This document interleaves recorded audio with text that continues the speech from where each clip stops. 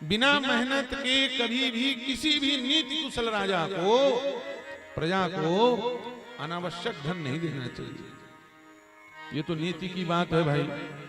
लेकिन आजकल तो सत्ता लोभी, पद लोभी, चाहे जैसे हो जाए, किसी भी प्रकार से 5 साल की गद्दी हमको मिल जाए, अदूरदर्शिता से ग्रसित भ्रष्ट सत्ता लोभी, पतनोन्मुखी विचारधारा से ओतप्रोत शासक हैं इस समय।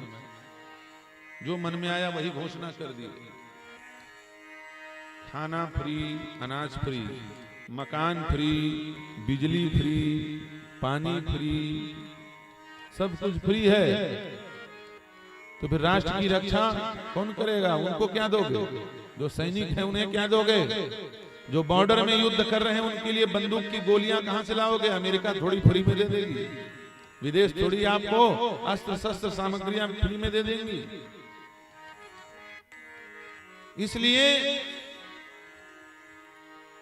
मैं कहता हूं, मान लो कोई शासक आपके खाते में 15-15 करोड़ भी डाल दे,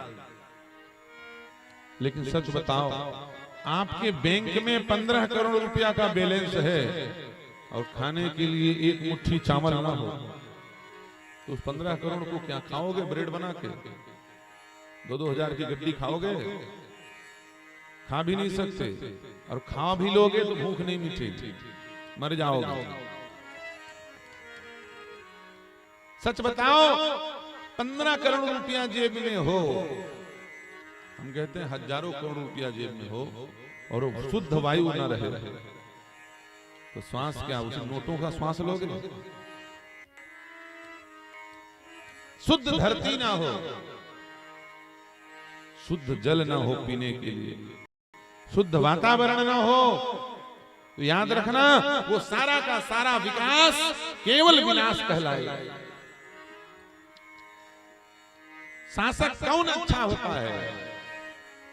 जो भगवान श्री कृष्ण और राम के परिचिन्हों पर चलता है। इस धरती को यदि पूर्ण रूप से विकसित करना है तो फिर महाभारत, श्रीमद् भागवत और रामचरितमानस का अनुसरण करना पड़ेगा, तब यह भारत विकसित होगा। यदि कोई राजा सचमुच में, कोई प्रधानमंत्री, कोई राजनीतिक पार्टी सचमुच में भारत का विकास करना चाहती है तो 7 वस्तुओं की रक्षा करे। आज भी भारत विश्व गुरु बन जाएगा। पूरे विश्व भारत की तरफ देखेंगे आशा भरी नजरों से, और पूरे विश्व की समस्या का निदान भारत के द्वारा। कौन कौन सी 7 वस्तुएं? गोभिर्विप्रैश्च वेदैश्च सतिभिः सप्तवादिभिः अनुधैर्यदानशीलश्च सत्यैते धार्यते महि। गोभिर, सबसे पहले किसकी रक्षा करें? गाय। गाय के गोबर, दूध, दही, घृत और छाछ के साथ शुद्ध वेद लक्षणा भारतीय गौ माता की यदि कोई रक्षा करता है तो समझ लो उस राष्ट्र का पतन कभी नहीं हो सकता। विचार करो, हम लोगों के, जिसको हम लोग स्वतंत्रता मानते हैं भारत की, उस तिथि से लेकर के अभी तक लगभग 70-75 वर्ष हो रहा है। कुछ चल रहा होगा, हमको पता नहीं। इतने वर्षों में भारत ने कितने गुना तरक्की की? जब दिमाग से विचार करोगे तो याद रखना, जिस दिन भारत आजाद हुआ था उस दिन भारत का 1 रुपया और अमेरिका का $1 बराबर था। ये हम नहीं कहते, इतिहास साक्षी है। और आज 73 रुपया और $1 बराबर है। इसका मतलब हमसे अमेरिका 73 गुना आगे निकल गया और हम आजादी के 70 वर्ष बाद 72 वर्ष बाद आज 72 गुना पिछड़ गए। इसके मूल में कारण क्या है? इसके मूल में केवल और केवल गौ हत्या है। भारत में सबसे ज्यादा गौ हत्या स्वतंत्रता के बाद हुई। 1947 से लेकर के अभी तक 91 करोड़ गौवंश की हत्या कर दी गई, वध कर दिया गया, संहार कर दिया गया। महाभारत में स्पष्ट कहा गया, वह शासक शीघ्र ही पतन को प्राप्त करता है, वह देश शीघ्र विनाश को प्राप्त कर लेता है जिस देश में गायों की रक्षा ना हो। गाय माने किसको गाय कहते हैं? जो राम कुमार के घर में बंधी है, ये है गाय। हम लोग आजकल बहुत भ्रमित हैं, विदेशी षड्यंत्र के चलते हम लोग गाय को भी पहचानना भूल गए। गाय कहते किसको हैं? हम लोग सूअर को गाय कहते हैं। जिसको हम लोग जर्सी गाय कहते हैं ना, वो गाय नहीं है, वो गाय जैसी है। जर्सी गाय उल्टा कर दो, गाय जैसी। वो गाय जैसी दिखती है, गाय है नहीं, वो सूअर है। सूअर के वीर्य से उत्पन्न है, कोई विकृत जीव है। उसके दर्शन करने से पुण्य नष्ट होता है, उसके घर में रहने से घर में रोग आता है, उसके दूध पीने से कैंसर और आंख की बीमारियां होती हैं, अंधापन आता है। ये हमने नहीं कहा, डेविल ऑफ द मिल्क एक पुस्तक प्रकाशित है स्विट्जरलैंड सरकार के द्वारा। विदेश की सरकारों ने सन 2020 के आखिरी तक मूल रूप से, मूल सहित जितनी भी जर्सी गायें हैं उनको मारने का आदेश प्रस्तावित किया है स्विट्जरलैंड सरकार। एक भी जर्सी गाय नहीं दिखनी चाहिए, जर्सी सूअर। हम उसको गाय तो कह नहीं सकते, गाय तो बहुत पवित्र नाम है। तो फिर गाय किसको कहते हैं? जिसके गले में कंबल हो, गल कंबल लटका रहता है ना गाय के, उसको गल कंबल कहा जाता है। और पीठ में डिल्लर कहते हैं ना जिसको, उसको कुकुद कहा जाता है। क्या कहा जाता है? कुकुद। गाय का लक्षण बताया गया है शास्त्रों में, जिसके गले में गलकम्बल हो और पीठ में कुकुद हो, और जो शुद्ध वेद के वैदिक प्रमाण के द्वारा अम्बा शब्द का उच्चारण करती हो। अम्बा, अम्बा भगवती का नाम होता है। और गाय कैसे बोलती है? अम्बा। गाय जब रंभाती है तो उसके मुख से वेदक ध्वनि निकलती है, अम्बा। ये गाय का ध्वनि होता है, अम्बा। इसे गाय कहा जाता है। इस विकृत जीव को गाय नहीं कहा जाता। अब कई लोग बहुत बढ़िया दूध देता है कहकर, दूध देती है कहकर वो सूअर को पाले हुए हैं। अच्छा, हम कहते हैं भैंस के दूध का चाय पी लोगे, बकरी के दूध का चाय पी लोगे, और कोई कहे सूअर के दूध का चाय है पियोगे, तो कोई पिएगा? और घर में जर्सी गाय रखा है, ऐसे बोलेगा नहीं नहीं हम सूअर के दूध का चाय नहीं पिए, रोज सूअरिया का ही दूध पी रहा है। उसे पता थोड़ी है। गोभीर विप्रैश्च वेदैश्च, जिस राजा को अपने राष्ट्र का उत्थान विकास करना हो वह विप्रों की रक्षा करे। गोभीर विप्रैश्च, ब्राह्मणों की रक्षा करे। आज ब्राह्मणों का भयंकर पतन प्रारंभ हो गया है। क्यों? सबको रोजगार गारंटी है, लेकिन ब्राह्मण को कोई रोजगार गारंटी नहीं। बेचारा सत्यनारायण की कथा सुनाएगा,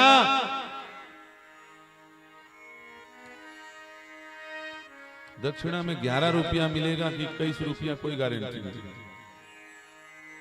और एक मजदूर मजदूरी करने जाएगा, 300 रुपया, 200 रुपया, 500 रुपया ताल ठोक करके लेगा, उसको दिया जाएगा। उसके रोजगार पर बड़ा भयंकर प्रभाव पड़ा है। भारतीय आरक्षण के कारण ब्राह्मण जन श्रेष्ठ विद्या का अध्ययन नहीं कर पा रहे हैं, उनकी रोजगार की व्यवस्था नहीं हो पा रही है। जबरदस्ती वो अपना पांडित्य और कर्मकांड छोड़ करके गली गली घूम रहे, नौकरी कर रहे हैं। ये ब्राह्मण का कर्म नहीं होता। ऋजुस् तपस्वी संतुष्ट क्षमाशीलो जितेन्द्रियः दाता ज्ञानी दयालुश्च ब्राह्मणम नवम गुण। 9 गुण होते हैं ब्राह्मण। पढ़ने वाला हो, पढ़ाने वाला हो, शिक्षा देने का काम ब्राह्मणों का है। अनुष्ठान, तपस्या, साधना, कर्मकांड, क्षत्रिय, वैश्य और अंत्यज को धर्म के मार्ग की ओर प्रशस्त करने, धर्म के मार्ग को प्रशस्त करने का कार्य ब्राह्मण का है। और वही जब नौकरी करने लगेगा तो फिर तपस्या कौन करेगा? और जब इस संसार में कोई तपस्वी नहीं रहेगा तो तुम प्रणाम किसको करोगे और आशीर्वाद किससे लोगे? याद रखना, ब्राह्मण की तपस्या में सदैव सहयोग करना चाहिए। यदि वो वास्तविक तपस्वी होगा और सत्य में तपस्या करेगा तो भैया आप जब प्रणाम करोगे तो उसके तपस्या का कुछ भाग आपको अवश्य मिल जाएगा। और सब बराबर हो गए तो फिर तुम प्रणाम किसको करोगे और किससे आशीर्वाद लोगे? और कैसे अपने मनवांछित फल को प्राप्त करोगे, अपने कर्मकांडों को पूरा कराओगे? इसलिए ब्राह्मण की रक्षा करनी चाहिए। दूसरा अर्थ ब्राह्मण का अर्थ विद्वान। जो विद्वान हैं उन विद्वानों की रक्षा करनी चाहिए। और आज भारत का बहुत बड़ा दुर्भाग्य, जब से भारत में आरक्षण लागू हुआ, भारत के बड़े बड़े विद्वान सब अमेरिका, यूरोप, फॉरेन कंट्रियों में जा जा करके नौकरी कर रहे हैं। और भारत में जो अनपढ़, बिना पढ़े लिखे, पासिंग मार्क 33% लेकर के पास हुए हैं, आरक्षण के कारण आज वो लोग यहाँ नौकरी कर रहे हैं। और हमारे यहाँ की जो प्रतिभा है, जो विद्वान हैं, वो सब विदेशों को विकास प्रदान कर रहे हैं।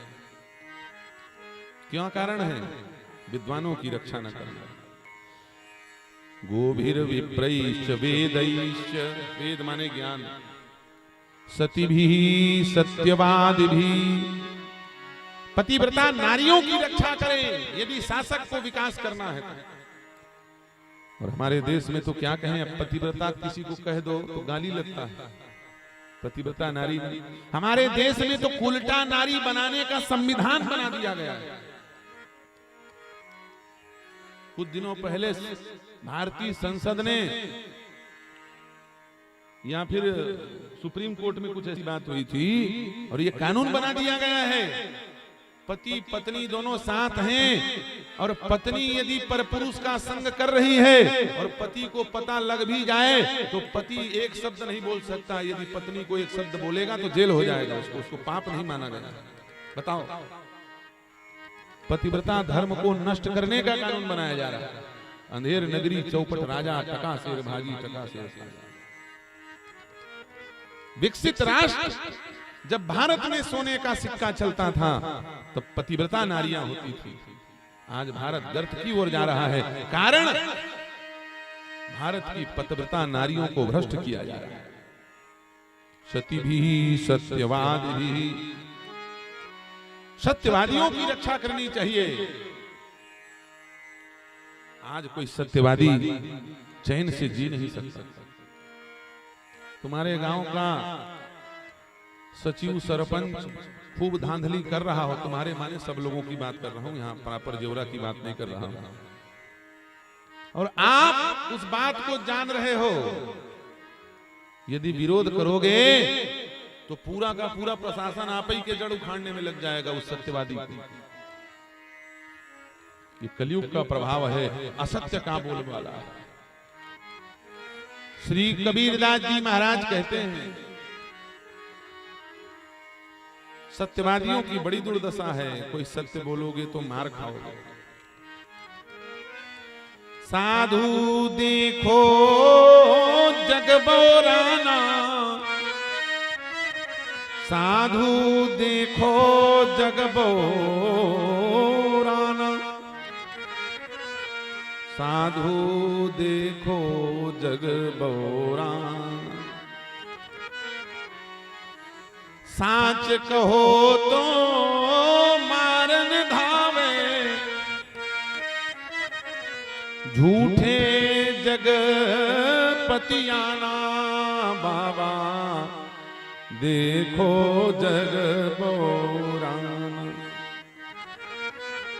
सत्य कहोगे तो लोग मारने दौड़ेंगे और झूठ बोलेगे तो वाह वाह क्या बात, सम्मान किया जाएगा, माला पहनाया जाएगा और तो राजा बना के सिंहासन पे बैठा दिया जाएगा। एक आदमी ने बहुत अच्छी बात हमसे कही, बोले महाराज जो नंबर 1 का ईमानदार होता है वो बहुत उच्च कोटि का अधिकारी बनता है, ऑफिसर बनता है, बड़े बड़े कंपनियों में हजार हजार करोड़ की तनख्वाह उसको मिलती है।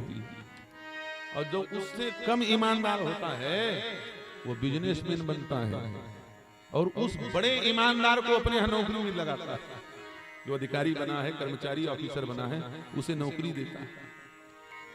और बोले उससे भी जो कम ईमानदार अर्थात जो महाबेईमान है वो नेता बनता है और उन बिजनेसमैन और उन दोनों ऑफिसरों को फिर उनके ऊपर शासन करता है। ये कलयुग का प्रभाव है, यहाँ ईमानदारी का कोई मोल नहीं। लेकिन ज्यादा खुल के बोलना भी उचित नहीं है, कली का धर्म है, कलयुग का प्रभाव बड़ा प्रबल है। कबीरदास जी महाराज ने हाथ जोड़ लिया, भैया हमको तो सत्य बोलने में अब डर लगने लगा।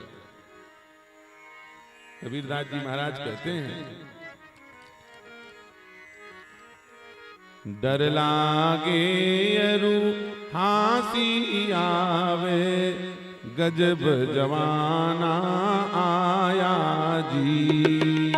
डर लागे अरु हासी आवे गजब जवाना आया जी। डर लागे अरु हासी आवे गजब जवाना आया जी। डर लागे और फांसी लागे गजब जवाना आया जी। उल्टी चाल चली दुनिया ने ताते जी घबराया जी। उल्टी चाल चली दुनिया ने ताते जी घबराया जी। भंग तमाकू सुल्फा गांजा, भंग तमाकू सुल्फा गांजा, सूखा खूब उड़ाया जी। सूखा खूब उड़ाया जी। गुरु चरणामृत नेम न लाया, मधुवा चाखन आया जी। गुरु चरणामृत मधुवा चाखन, डर लागे रुहासी आवे गजब जवाना आया जी। डर लागे और हासी आवे गजब जवाना आया जी। डर लागे रुहासी आवे गजब जवाना आया जी।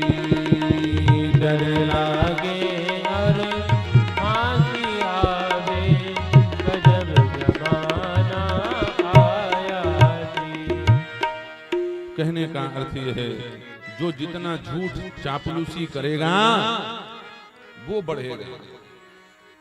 तो जिसके राज्य में झूठ बोलने वाले चापलूसी करने वालों का विकास हो रहा हो, समझो विनाश हो रहा है। उस राजा के राज्य में विकास हो रहा ये नहीं माना जा सकता। सती भी सत्यवाद भी अनुदानशीलश्च सद्भिर्धार्यते मही। विद्यार्थी और दानी ये दो लोगों की रक्षा होनी चाहिए। और हमारे देश में विद्या की रक्षा नहीं हो रही है, विद्या को तो नष्ट कर दिया गया। हम लोग जो विद्या पढ़ रहे हैं यह विनाश करने वाली विद्या पढ़ रहे हैं। सन 1835 के पहले वास्तविक विद्या भारत में पढ़ाई जाती थी।